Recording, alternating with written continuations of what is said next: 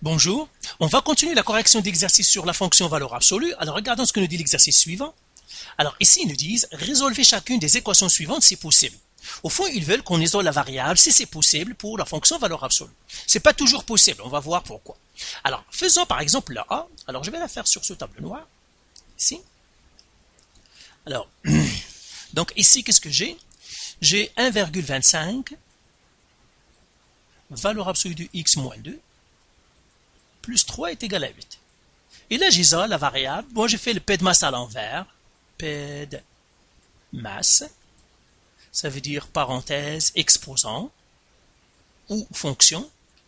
Toutes les fonctions et exposants, ils ont même priorité. Ça, c'est la division, multiplication, l'addition et la soustraction. Donc, ceux-là, ils ont le même ordre et c'est ça. Donc, pour isoler la variable, on fait le P de masse à l'envers. Et quand on effectue une opération, on fait le P de masse comme ça. Donc ici je dis, est-ce que j'ai une addition ou soustraction? Ben oui, j'ai 1 plus 3, donc j'ai fait moins 3, moins 3. Toujours je fais le contraire pour isoler la variable. Donc les 3 vont partir. Ça va me faire 1,25, valeur absolue de x moins 2, est égal à 8 moins 3, c'est 5. Je divise par 1,25, je divise par 1,25, ce qui va me donner valeur absolue de x moins 2, elle est égale à 4. 5 qui divise 1,25, c'est 4. Ceux-là vont partir. Et là, je dois m'arrêter un petit peu. Pourquoi? Parce que la valeur absolue, ça n'est pas les parenthèses. C'est différent de valeur absolue. Hein? Donc, je n'ai pas le droit d'enlever les valeurs absolues. Pourquoi? Parce qu'on a dit la fonction valeur absolue, c'est une fonction qui a deux branches. Ok? Une branche comme ça, c'est un V. Donc, au fond, je dois traiter les deux branches. Et comment on traite les deux branches? Eh bien, on va les faire comme ça. On va faire x moins 2, maintenant je dois enlever les parenthèses parce que je vais traiter les deux branches, est égal à moins 4. Toujours la première branche ici, c'est le moins, le négatif. Et ici, j'ai fait x moins 2 est égal à 4. C'est comme je vais faire une pour le plus et une pour le moins. C'est les deux branches. Et là, j'isole la variable, ça va faire plus 2, moins, plus 2 aussi, plus 2. Pour isoler la variable, ça me fera x est égal à moins 2. Et ici, ça va être x est égal à 6. Voilà, donc les deux solutions ici, c'est x est égal à moins 2 et x est égal à 6. Donc j'écris ici x est égal à moins 2 ou x est égal à 6. Donc toujours, n'oubliez pas que je dois faire une pour le plus et une pour le moins. Donc ici j'ai 4, donc ça va faire moins 4. L'autre qui est pour le plus, ça va rester plus 4. Alors maintenant, on va faire, donc vous voyez ici, donc tu vois ici, donc dans ce cas-là, on a trouvé une solution. Alors je vais effacer tout ça, comme ça. Voilà. Et maintenant, on va faire la C. Comme ça. Alors, regardons la C ici. Qu'est-ce qu'ils nous disent? Même chose, je vais écrire 5. Valeur absolue de x moins 7 plus 9 est égal à 6. Et là, j'isole encore la variable avec le P de masse à l'envers. Donc, moins 9, moins 9. Ça va me faire 5 valeur absolue de x moins 7 est égal à 6 moins 9, c'est moins 3. Je divise par 5. Je divise par 5. Valeur absolue de x moins 7. Elle est égale, moins 3 sur 5, c'est moins 0,6. Et là, qu'est-ce que je dois faire? Là, je dois m'arrêter un petit peu. Pourquoi? Parce que je vois ici que je viens de trouver la valeur absolue égale à quelque chose de négatif. C'est pour cela que toujours, quand on a la valeur absolue, il faut vérifier est-ce que ce qu'on a trouvé est positif ou négatif. Quand j'arrive à c'est-à-dire j'ai isolé la valeur absolue, et quand j'arrive à l'étape de la valeur absolue, là où je dois faire les deux branches, je regarde toujours ce que j'ai trouvé. C'est négatif. Puisque c'est négatif, je dois écrire impossible. Pourquoi? Parce que la valeur absolue ne peut jamais être négative. Ok?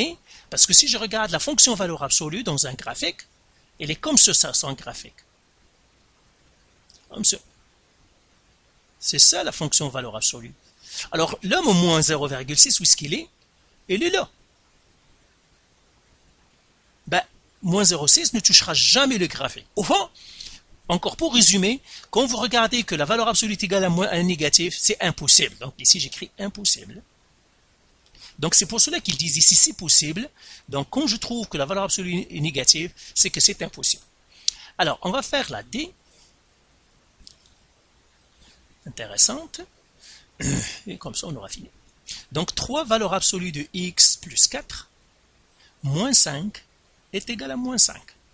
Donc là, j'isole la variable, je fais plus 5, ça va faire 3 valeur absolue de x plus 4, elle est égale à moins 5 plus 5, c'est 0, je divise par 3, Et là, qu'est-ce que j'ai à faire? Valeur absolue de x plus 4 égale à 0. Là, le 0, il n'est pas négatif. Ça veut dire qu'il y a des solutions. Parce que 0, il est positif et négatif. C'est pour cela que lui, il est particulier.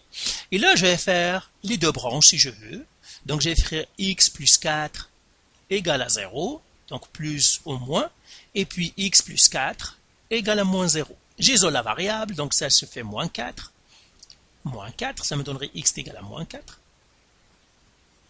Là aussi, je pourrais faire moins 4, x est égal, moins 0 c'est 0, moins 4 c'est moins 4.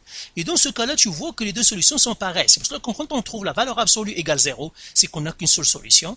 Donc ici, x est égal à moins 4. Alors pour résumer, on a trois cas.